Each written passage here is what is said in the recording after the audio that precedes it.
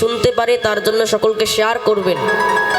আচ্ছা, আমাদের YouTube channel কতজন সাবস্ক্রাইব করেছেন একবার হাত উপরে করুন তো। বাহ, অনেকেই করেছেন। তা আজকে বললাম সকলে গিয়ে অন্তত নিজের আশীর্বাদ সমেত আমাকে একটু সাবস্ক্রাইব করে দেবেন, যেন আপনাদের কৃপায় আমরা আবার যেন আপনাদের এখানে আসতে পারি, আবার আপনাদের দিব্য চরণধুলি।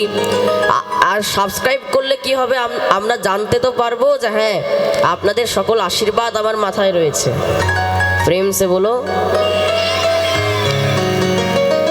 আর এইভাবেই বড় থেকে বড় জায়গায়, এর থেকেও বড় জায়গায় আমরা দিব্য ভাগবত কথা শুনবো। আর 3 দিন নয়, কত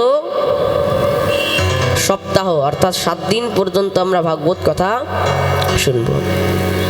তা আগামী বছর যদি আবার রাধারানীর কৃপা হয়, আমরা এখানে বসে দিব্য সপ্তাহ ব্যাপী শ্রীমদ্ ভাগবত মহাপুরাণ জ্ঞানযজ্ঞ অনুষ্ঠানের আয়োজন করব। তা কতজন চাই যে আগামী বছর আবার আমাদের সপ্তাহ ব্যাপী পাঠ হোক, একবার হাত উপরে করো তো। আচ্ছা, সকলে চান তো? তা দেখুন, ভাগবতের সামনে হাত উঠিয়েছেন, এবার কিন্তু মিথ্যা করলে চলবে না। আগামী বছর যে শপথ আপনারা নিয়েছেন, এই প্রতিজ্ঞাকে একদম সফল করতে হবে। সকলে আমাদের কমিটিকে সহযোগ করবেন, যেন এর থেকেও বড়ভাবে আমাদের এই সনাতনী মঞ্চ থেকে, এই হিন্দু সনাতনী মঞ্চ যেন এর থেকেও বড়ভাবে আপনাদেরকে পাঠ উপহার দিতে পারে। জোরে উলুধ্বনি বা। তার জন্য সকলে সহযোগিতা করবেন।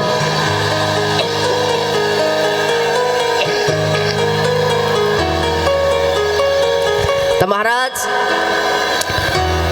হিন্দু সনাতন ধর্মের দিব্য প্রচার করতে হবে। আমাদের সমস্ত হিন্দু সনাতনীদেরকে একত্রিত হয়ে দিব্য প্রচার করতে হবে। যত পারবেন এই নামের প্রচার, এই ভাগবতের প্রচার করতে হবে। সমস্ত সনাতনীদেরকে একত্রিত হবে, একদম একতা হয়ে, এক হয়ে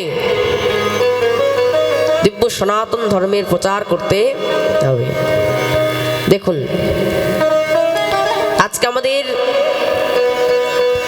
সারা বিশ্ব, সমস্ত বিশ্বের যত ভক্তগণ রয়েছেন, সারা বিশ্বের মধ্যে, পুরো পৃথিবীর মধ্যে যত কৃষ্ণ ভক্তির প্রচার হয়েছে,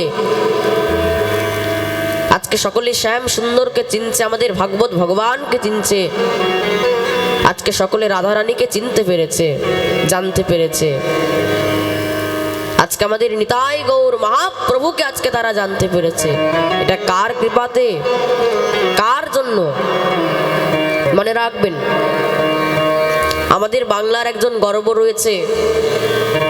যেরকম আমরা ঈশ্বরচন্দ্র বিদ্যাসাগরকে নিয়ে গর্ববোধ করি, যেরকম আমরা স্বামী বিবেকানন্দকে নিয়ে গর্ববোধ করি, নেতাজি সুভাষচন্দ্র বোসকে নিয়ে গর্ববোধ করি, তদ্রূপ আমাদের এই বাংলার আরেকজন গর্ব রয়েছে। কে জানেন? সে অন্য কেউ নয়, তাহলে সে হচ্ছে আমাদের ইস্কনের প্রতিষ্ঠাতা আচার্যদেব, অভয় চরণারবিন্দ ভক্তি বেদান্ত স্বামী শিল প্রভুপাদ। মনে রাখবেন, আজকে তার কৃপাতে, আজকে তার জন্য সমস্ত বিশ্বের মধ্যে দিব্য কৃষ্ণ ভক্তির প্রচার হয়েছে। আজকে দেখুন, সে 71 বছর বয়সে, এটা কিন্তু কোনো কম ব্যাপার নয়।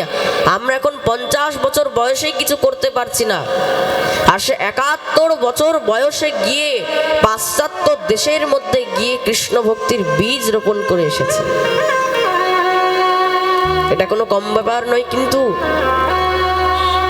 এটা অনেক বড় ব্যাপার। কেন গিয়েছিলেন জানেন? শুধুমাত্র তার গুরুদেব বলেছিলেন বলে।